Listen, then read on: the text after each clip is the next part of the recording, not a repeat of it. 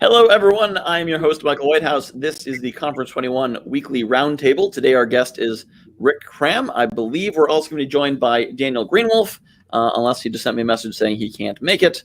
Internet issue. So our guest today is Rick Cram. This is why I schedule 3 guests, so that at least one of them makes it. So we're going to be doing a one-on-one show with Rick today. And his topic is going to be positive and productive responses to frustration. But first, we'll start with the usual introductory sort of things. Of course, this is all tied into Conference 21, which is a virtual conference that includes dozens of fantastic speakers talking about all kinds of great things and great chances to connect and network. And that event is May 21st to 23rd. And we are still looking for additional great speakers, in which you can go to the link, which I am about to find and click on. Here we are. There we go. You can go to speaker.conference21.com, and that is how you can fill out the application. But let us meet our guest. Rick has been on the roundtable a couple of times, and if you were at Conference 21 in February, you will have seen him there, but here he is again. So for those who have not yet met Rick Cram, tell us about yourself. Thank you so much, Michael. Good to be with you again, and hello, glad you're here with us. So let me share a phrase with you that I heard not too long ago. Change exhaustion.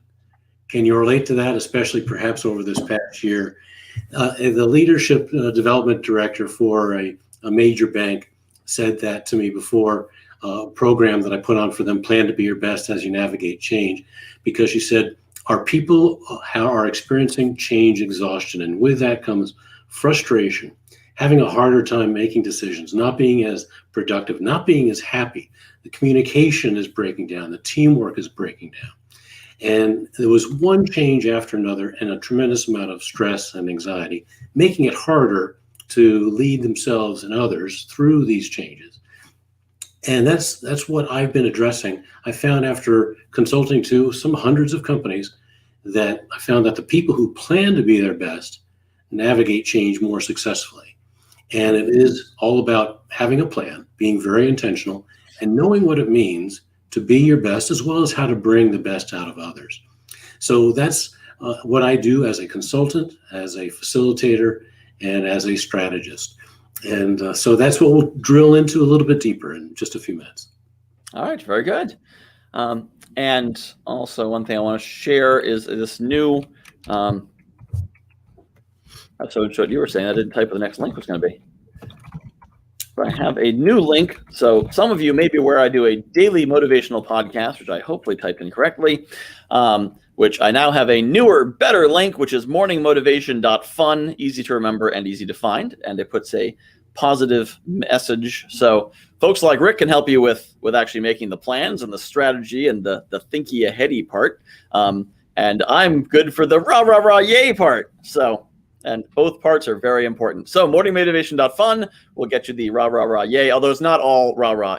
There's some ideas in it as well and some things to think about and share. But Rick, I believe you brought a topic with you today, which is positive and productive responses to frustration, which is, and before I get to this, one thing I wanted to share is we think a lot about, since COVID, things have been really difficult, or since COVID, there's been a lot of change.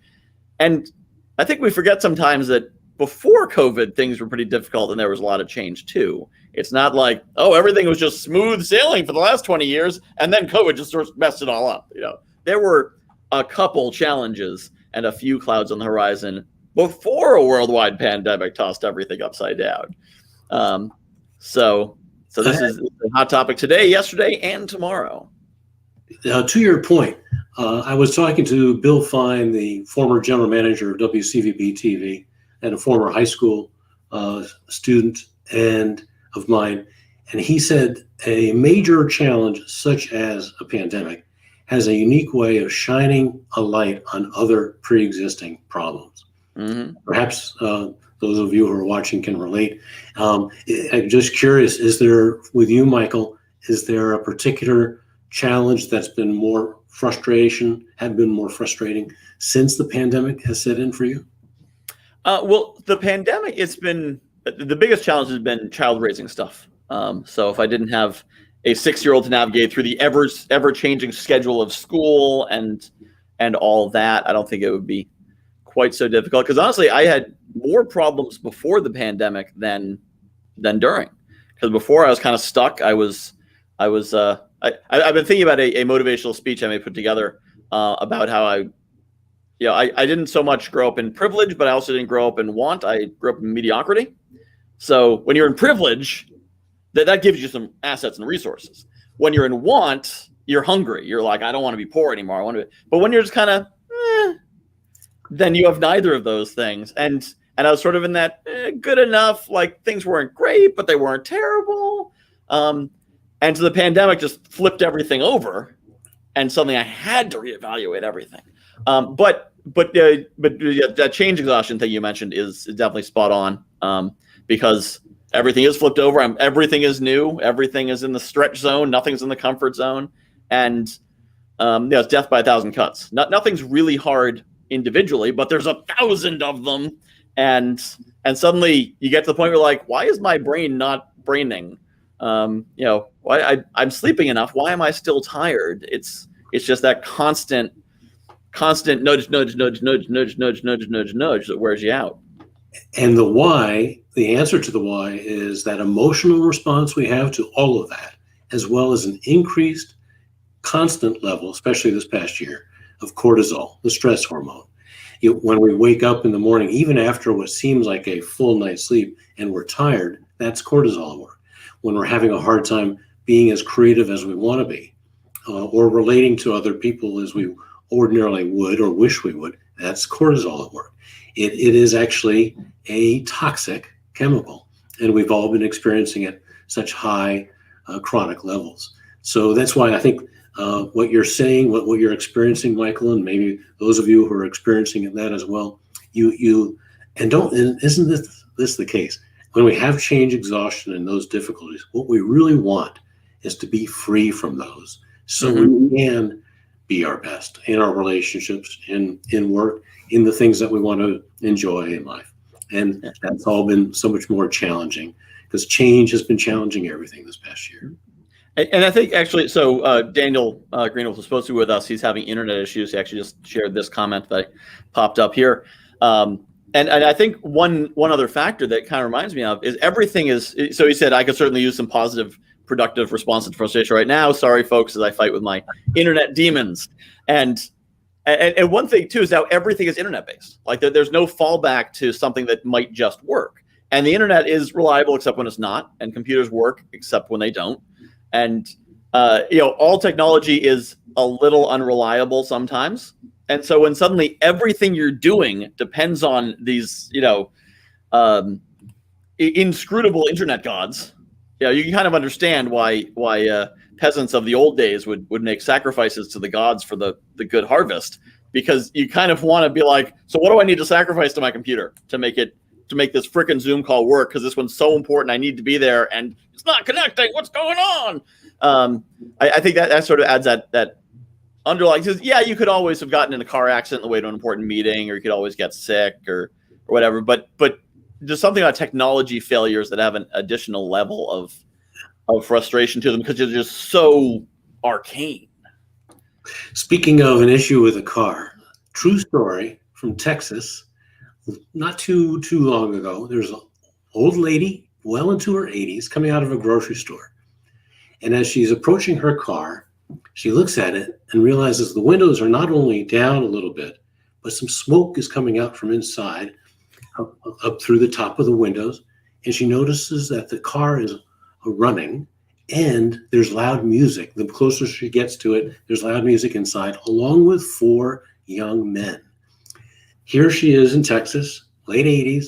What does she do, of course, but puts down her groceries as she's gotten closer to the car, reaches into her purse, pulls out a pistol, aims it at the car, and yells out, "Get out of my car and run for your life." The 4 doors blow open, more smoke pulls out. Now she can hear the music glaring. The 4 boys bolt all in one direction. So she is trying to calm herself down now at this point. She's got her car back. The smoke is clearing. She gets inside, puts her groceries inside, turns down the radio, and starts to pull out of the parking lot to go to her home. And as she's driving along, she quickly realizes it's not her car. So she ends up turning around, drives into town, takes her a few minutes, goes into the police station, walks up the steps, and she's greeted by the sheriff.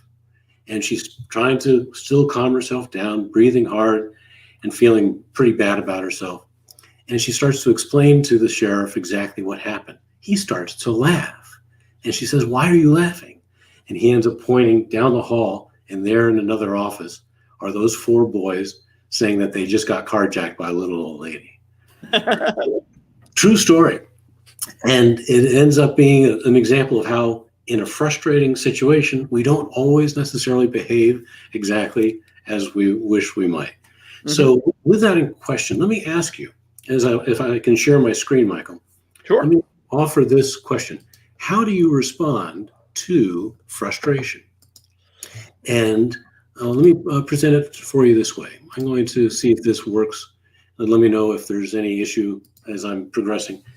Do you see this slide, Michael? Yep, there it is. How do you respond to frustration? And one of the reasons why I wanted to touch on this is because lately, more than even several months ago, some of my clients and in some of the programs that I've put on lately, this has been a hot topic. Here's a few quotes that I've heard. As it seems like, did my wife call you last night to say you should talk about this? I won't acknowledge that. I won't admit to it, Michael. I can neither admit nor deny. So we're frustrated. One person said it plainly. Another person said, "This is very stressful. It's coming to an end, but it's not coming to an end." Another person said, "This is irritating. I'm done, but I just keep plugging away." And actually, therein lies the challenge. How do we plug away?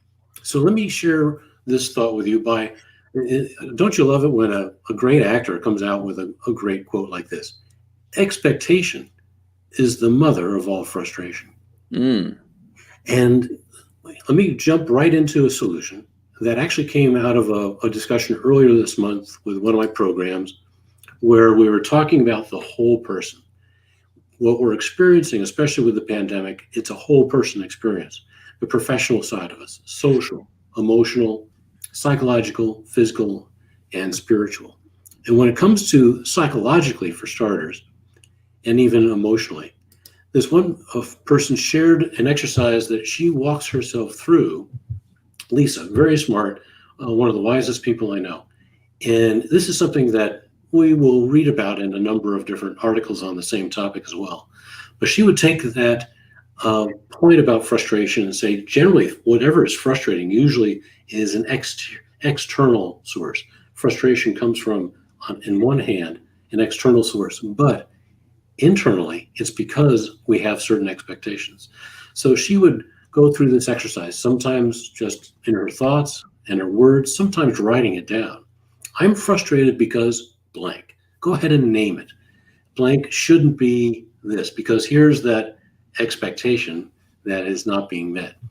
Number 2, I would prefer it if this is what you fill in the blank. And then here's the good part, what's both productive and positive. Here's what I can do about it. We might have expectations, but we can't control everything except how we respond to it. So that's part of what I wanted to bring up so that we could discuss this and think it through in terms of what are those things such as that we can do to start to respond in a positive and productive way about frustration. Just curious, Michael, initial thought? Yeah, no, that's a great concept. And I was half joking when you brought that up, but last night my wife and I got in I'd say fight, but that would imply that it was both of our faults. It was pretty much all my fault. I got frustrated over, sometimes you get frustrated over the initial event, but the initial event's not important. It's that triggers to this, which triggers to this, which triggers to a bigger thing. And it was a little thing. I'd asked her the night before if she could pick up cat litter, and because we were in urgent need, and if you have a cat, you understand what that means. And she said, "Oh, can I do it tomorrow?" And I'm like, "Okay, yeah, sure, tomorrow." And in my head, I'm thinking we really should have gotten it yesterday, but I guess it can wait one more day. And she, not being in the room, was like, "Oh, I'll do it tomorrow if I can." And then that night, last night, I'm out running around doing things. I'm busy. And I'm like, oh, I wonder if she did that. Let me send her a text message. Hey, did you get around to getting the cat litter? She's like, no, I didn't. I'm like, oh, what do you mean you didn't? I was counting you to do it. You said you're going to do it. And, complete overreaction. I ended up getting it myself. It did not impact my life. But there's so much else swirling around that the one little trigger point hits. And I think often for people, I think we apologized. And if not, if she's watching now, sorry. But I recognized that it wasn't about her not doing what she said she's doing. It wasn't about it wasn't about cat litter at all. And I think so often that seems because our limbic brain is like, roar, anger, smash, deal with this. And if you don't think about it further, you're like, why am I getting upset about this? This is stupid. Why am I upset about this stupid little thing? Why am I still upset 15 minutes later? When I realized like there's so much going on that when there's one thing that I thought was dealt with that suddenly wasn't, that's what got me upset was I've got the Jenga blocks all stacked up, and then I find out that one was where I thought it isn't. I'm like, oh, I was counting on that block to be right there. You're counting on it. There's that expectation. Yep. Yeah. And you said a key word twice: triggers. We all have our triggers, and sometimes a trigger might have to be sparked, and it has nothing to do with what's being discussed. It could be a frustration somewhere else, but it comes out this way. But we have triggers. But the good news is there's a plan for that, and it comes down to being intentional, and it comes down to two things I'd say for starters. One is that it's something that each of us have a responsibility to. There's another quote I was looking at recently regarding, and I use this term about our duty to take responsibility into our own hands. Some of the frustrations of my clients or people who have attended some of my programs lately is not only their frustration, but the frustration of the people that they're leading, and they're not sure what they can do to either help them. And in some cases, they're trying to help, but to no avail. Partially because some of these people are stuck, which is completely human, completely normal. It really is. And yet we have to acknowledge that we don't control. We can't control everybody. We can help give them tools, but it's up to each of us. We do have a duty, a responsibility, an ability to respond when we do think about specific things that we can do, such as, and something that I've been more excited about lately. I had my 7th knee surgery about 1.5 years ago. How many knees do you have? What's that? I said, how many knees do you have? You have 7 surgeries. Actually, maybe I should say I have one real knee and the other is not. It's an artificial knee. I had a total knee replacement 22 years ago, and this was a partial revision. They removed and replaced that hard plastic polyethylene plate between the two titanium implants, and they removed the lining of the joint, which is synovial fluid, and that grows back. But apparently what has also grown in abundance is scar tissue. So I'm having some problems with that, and hopefully that'll clear. But it means pain and frustration. And one of the things I'm focusing on and redoubling this is what I eat. Have you heard about psychobiotics, Michael? I've not heard about psychobiotics. I was actually just introduced to that yesterday by a doctor down in Key West during a Zoom meeting. And it's about the connection between what we put in our gut and how our brain deals with stress, I heard the concept, with frustration, even with depression. So the more I'm finding, and it's very the kind of diet that is smart when it comes to thinking about foods that factor into this psychobiotic dynamic is very close to the Mediterranean diet. And there are some differences, and there are probably different people that have different recommendations on it, but more fish, actually shellfish like mussels and scallops and shrimp. a lot more vegetables, for example. But the more we sort of peel back the layers on not only understanding frustration and how we respond to it, the more we see as part of a plan for that, things that we can do, including what we eat. So one of the things that means for me is less dark chocolate. But I've got to have some every day. But let me go ahead and list off just to, go ahead, Michael. Yeah, no, I was saying I'd heard dark chocolate was a good thing in some places. Yes, yeah. My wife was on a diet that I've taken some of the best parts of last summer. That part of it was a square of dark chocolate a day. Yes, that's exactly what I do. Got to have it. Some legumes, nuts. I love pistachios, and I have a handful or more every night because I'm relaxed. So, but if we think about that whole person response to stressors, triggers, challenges such as, especially during this pandemic, and change, exhaustion, change, frustration. If we think about each of the different parts of ourselves, that professional self, social self, and so forth, the more we can find ways to actually help be more both positive and have productive responses to it. So let me ask you another example of how you've responded to a frustrated experience or time. What else comes to mind? Let's see, frustrated experience or time. Didn't realize there'd be a test. Let me share this thought with you. I was actually talking with. I had a chance to had a long conversation with my orthopedic surgeon, fantastic doctor, David Mattingly at the New England Baptist Hospital. He's done great things for me, and he said that he made this point. I don't worry about it, and I don't get frustrated about it if I have no control over it. He said, I learned that a long time ago. And that goes back even to the exercise that Lisa had shared with me. If we hone in on those expectations and those things that we can't control, then if we can't control it, then we can sort of right ourselves, both emotionally, perspective-wise as well, and think about, all right, we can't control that, so any energy I put into that is going to be wasted energy. It's not going to produce the response. If we continue to try to do something and have more expectations over something we can't control, more frustration will follow. What's that line about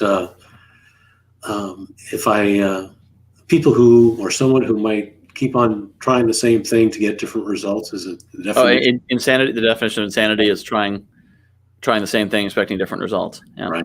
Yep. Well, I mean, go ahead. And one thing, as you're thinking about that, as I was thinking about it, oftentimes when I get most frustrated and thrown off is when it comes from an unexpected direction. I think about, when I'm doing karate training, and of course, when you're in a stance and you're set up to fight this way, and then something hits you from there, you're not set up. And actually, I took a I can't remember the name of the discipline. It was another martial arts style, and he emphasized the concept of strong line and weak line. So if I'm punching straight at you, that's the strong way. If you try to block that, then it's force against force. Not going to work. But when you block the weak side, which is from the side. You put a tiny amount of force on the fist, and now it's going next to you instead of at you.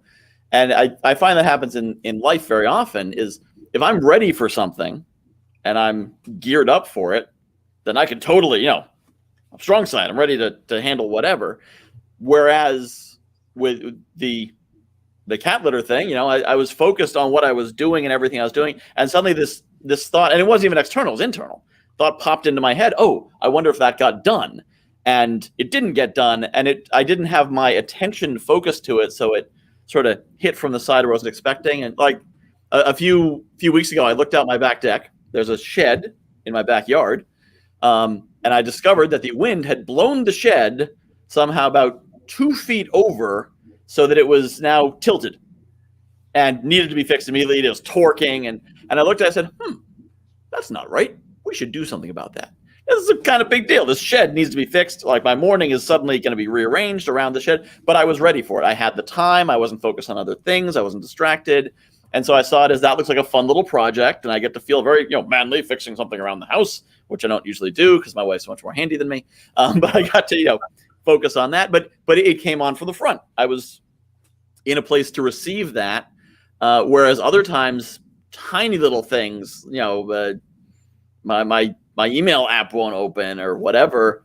And I wasn't ready for that. I was doing this and this. I wasn't ready for that thing over there. And that the blindsiding is, you're psychologically, your shields are pointed this way and the attack comes from that way. And you're just.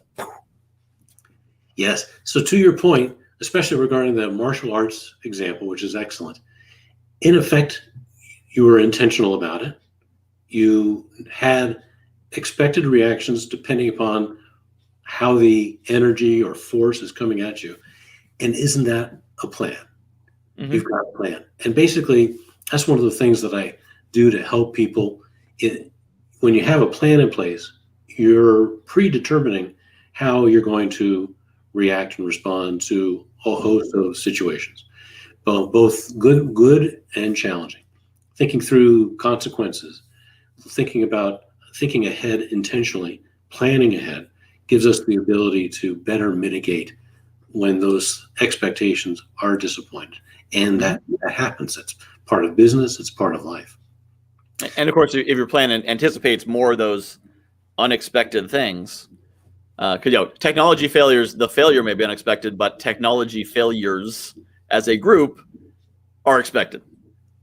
Yes. So, if you make a robust plan, as it sounds like it's kind of what you do, then less of those things are going to blindside you because your area of awareness is going to be broader than just straight in front of you.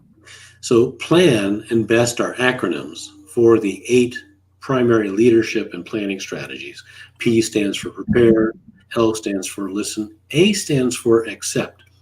And it's not just about accepting challenges or accepting change. It's accepting a number of other things that really go deeper in terms of helping to be our best and to navigate those challenges. One of those, let me offer 2 ideas of things to accept. One is that we all have our preset expectations, perspectives towards whatever we're experiencing. Mm-hmm. And it's important to acknowledge that, to understand them. But also another thing to accept is that other people have their own unique perspectives and ways of responding to virtually the very same thing.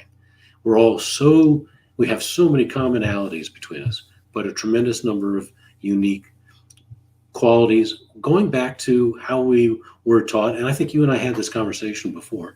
There's so much formative work that takes place in our first 10 years of life that ends up playing out later in life and how we do respond, especially to challenging situations.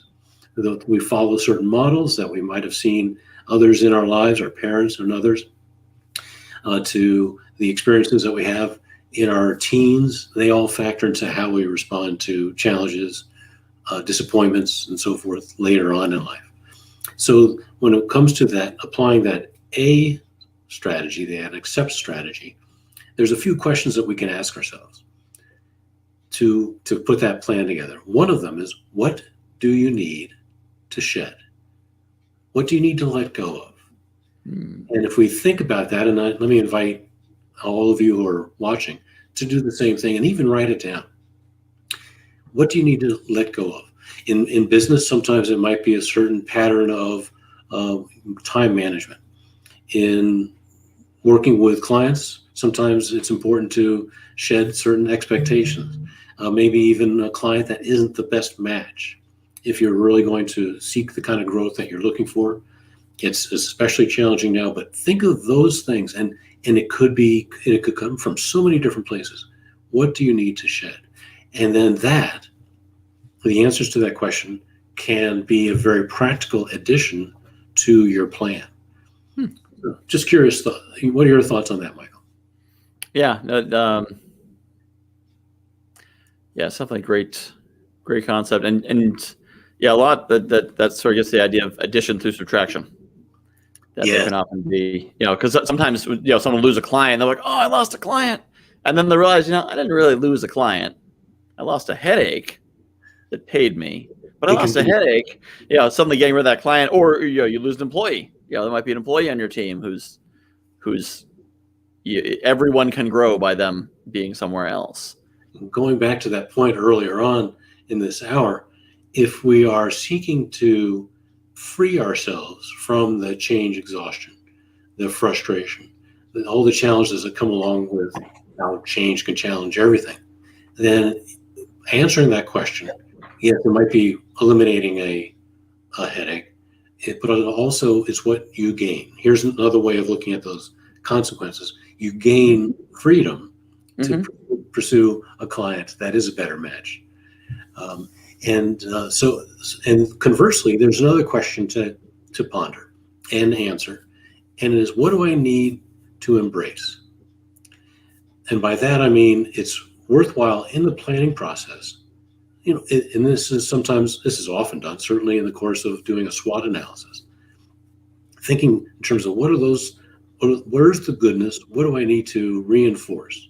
What do I need to acknowledge and even sort of really embrace to help strengthen the core parts of the plan for setting the stage to make the decisions about what strategies and tactics to achieve as you move forward.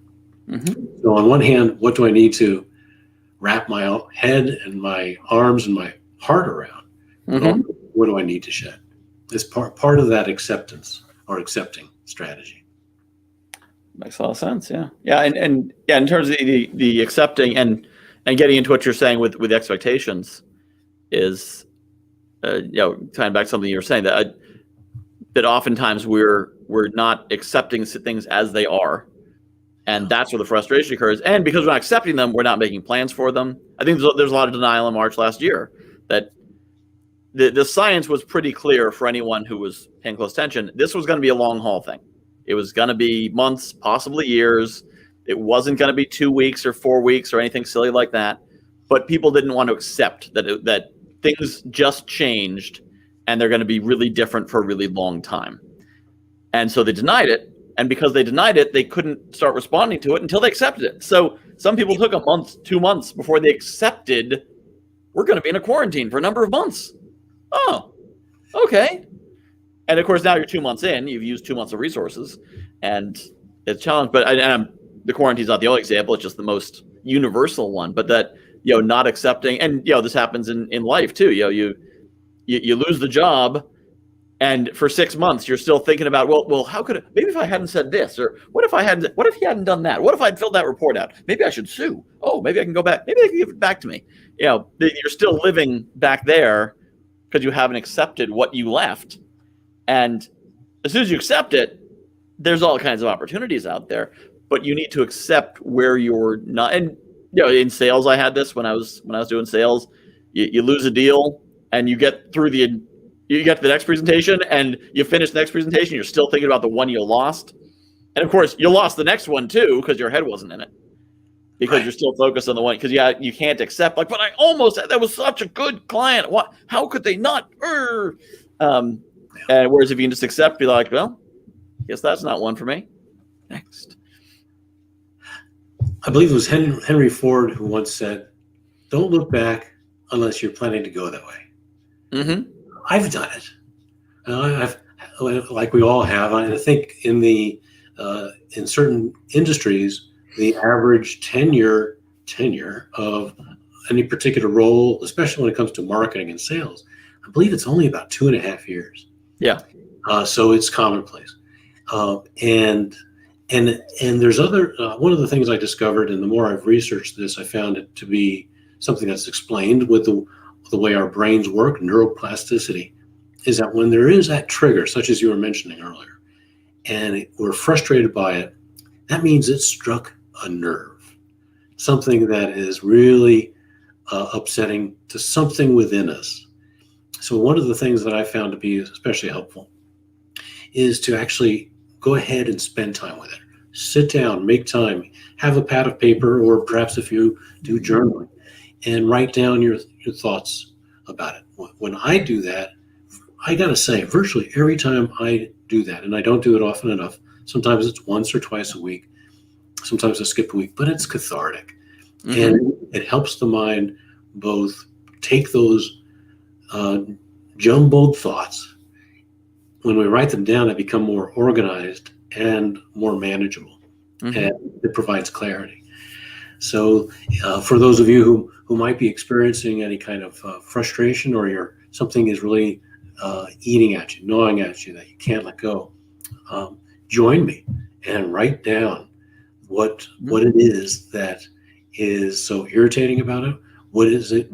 Go ahead and look more insightful into yourself. What is it that's striking a nerve there?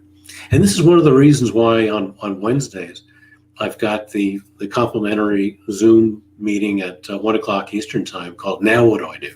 It's a group that comes together for a combination of networking, as well as everyone brings a question, and everyone does participate in a brainstorming exercise to offer what their experience can contribute to answering those questions. So everyone walks away with new contacts, as well as some new steps to move forward as they're seeking to plan to be their best.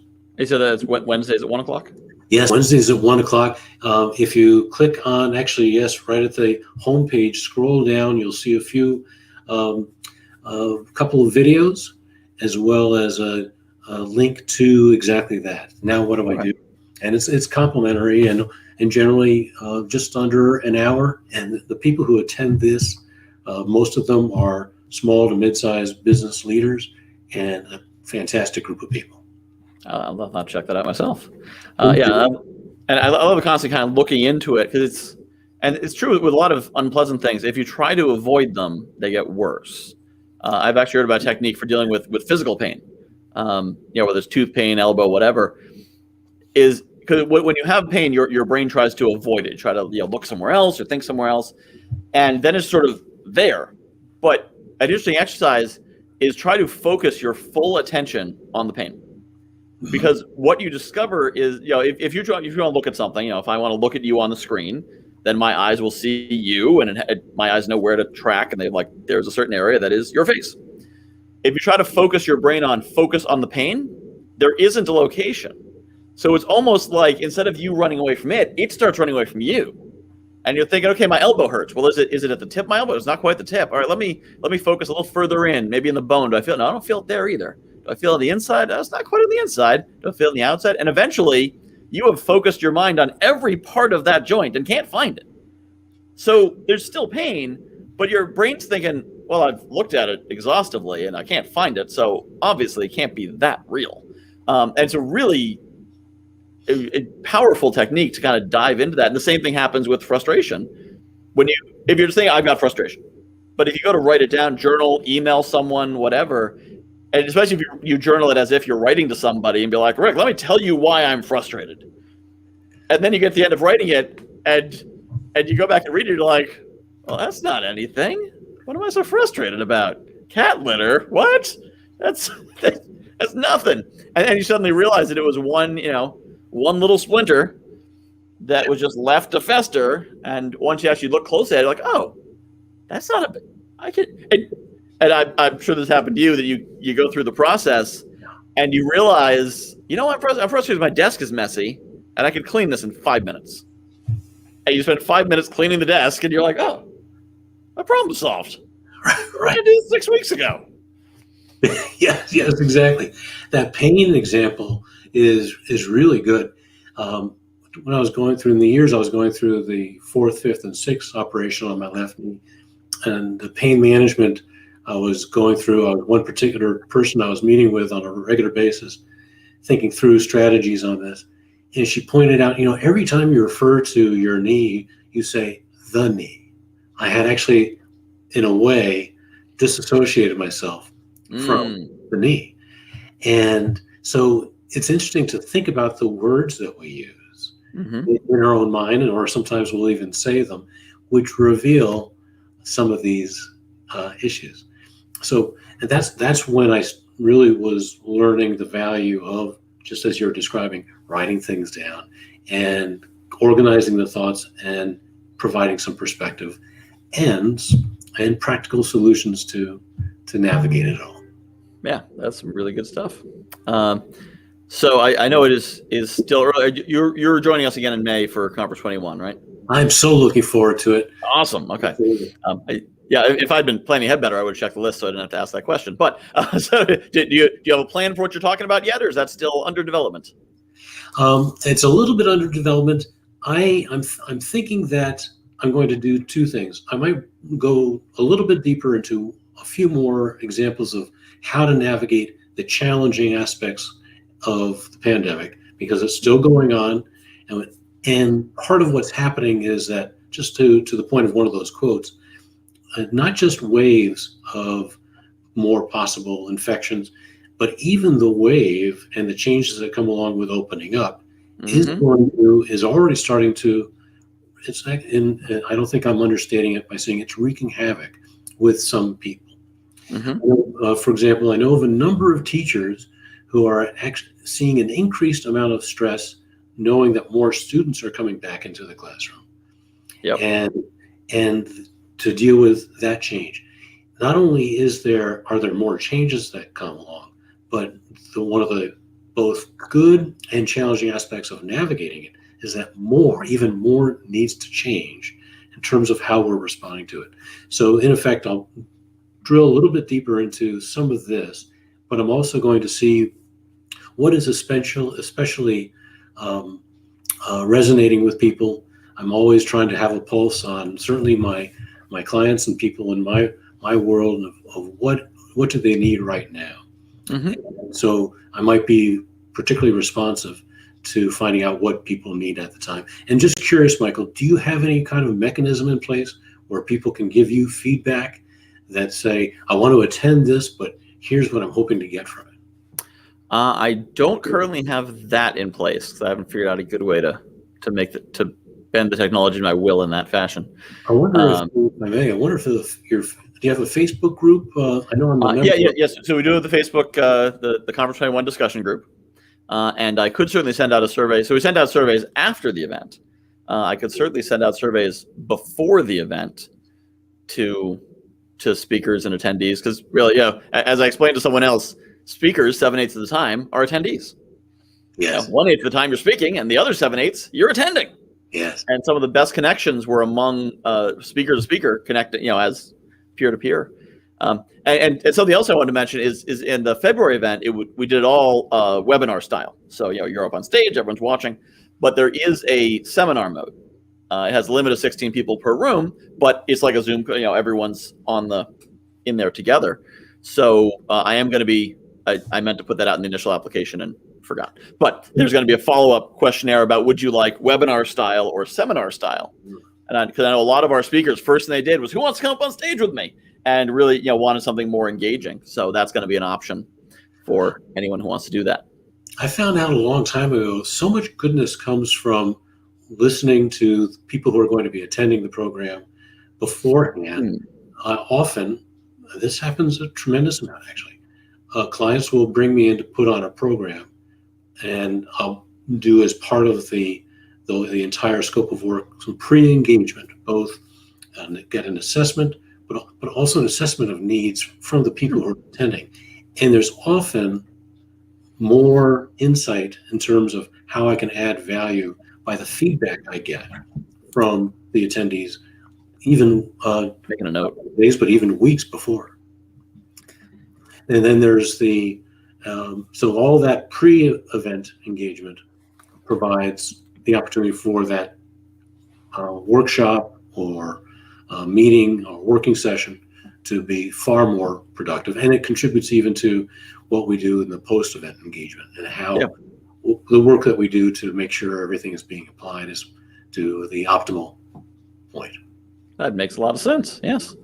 I'm going to do that. I'm going to make a survey for that. So, excellent. And of course, we are going to have the networking events, which I've not been doing the best job of promoting those events to people. But actually, the next networking event is going to be, let me find my calendar here.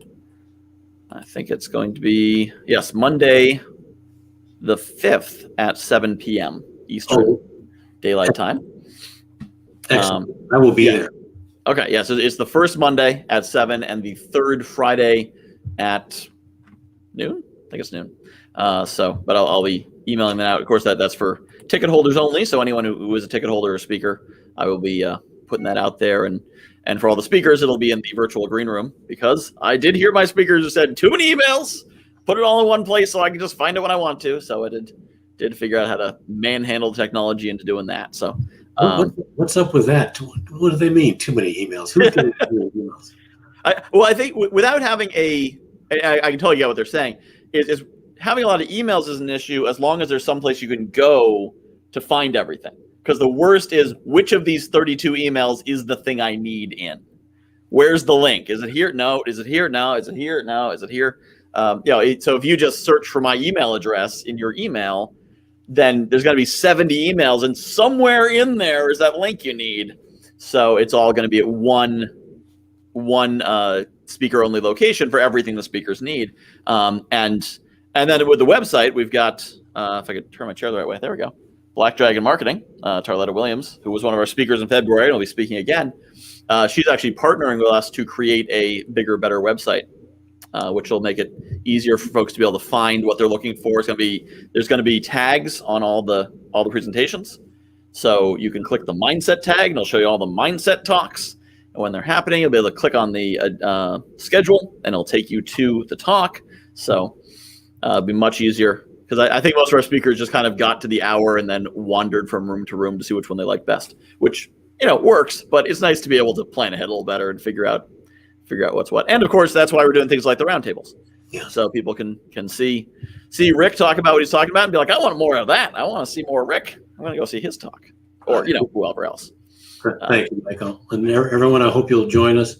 I'll look forward to seeing you there. And Michael, I just want to say, you've started Conference 21. Your entrepreneurial spirit and your foresight to be proactive about these good ideas that you've got, it's wonderful to see. And I'm so thankful to be a part of it. Yep. And I'm so glad. What's been so exciting for me is the caliber of people we've brought in. I shared on my Facebook page, I was just watching the TEDx talk of one of our speaker applicants. And, that's what he said. Here's my TEDx talk with my application. I'm like, you're in. But just the caliber, amazing people. When I first put this out there, I didn't know any idea what I was going to get. And when I started going through the applications of the people who applied and found these amazing, I don't say world class. You think of Gary Vaynerchuk and Tony Robbins. We don't have that level, but the high level accessible people. Like Rick, you, for example, have a lot to offer, a lot of value, but somebody can get you on a phone call. You see Grant Cardone speak, you're not going to get him on a 30-minute phone call. I mean, you can, but you're going to pay $5,000 for the privilege.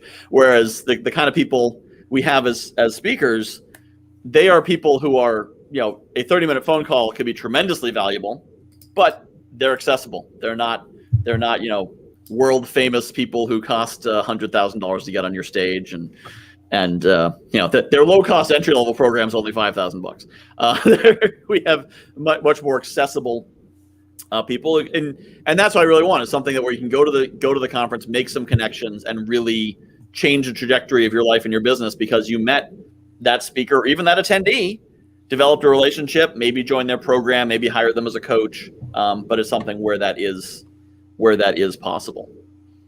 Exactly. Now, I did just send you a link if anyone wants to attend, just as a reminder. It's a complimentary 1 hour every Wednesday afternoon. Now accessible. Now what I do, part of my mission and my purpose is to be accessible.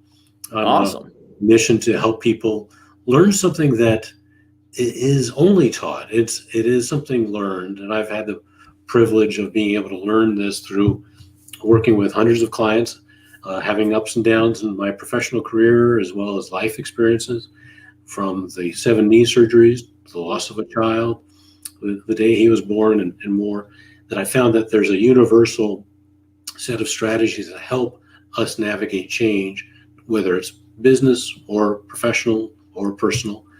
and I'm eager to share as much as I can. And this is a wonderful opportunity. Again, it's a brainstorming group, brainstorming session, as well as networking every Wednesday afternoon. Very good. Yeah, I'll share that out just in case anyone didn't make it to the 50th minute of the roundtable. I'll share it out through our Conference21 email as well. So thank you very much for being on the show. It's been great to have you on, as always. And I'm sure we'll see each other at networking events and all throughout the Conference21 community. Thank you all you folks at home for watching. And of course, if you're watching this and saying, I've got something to share, go to speaker.conference21.com. Applications are open until April 15th. So thank you, Rick, and thank you all the folks at home. Thank you, Michael. Thank you, everyone. Take good care.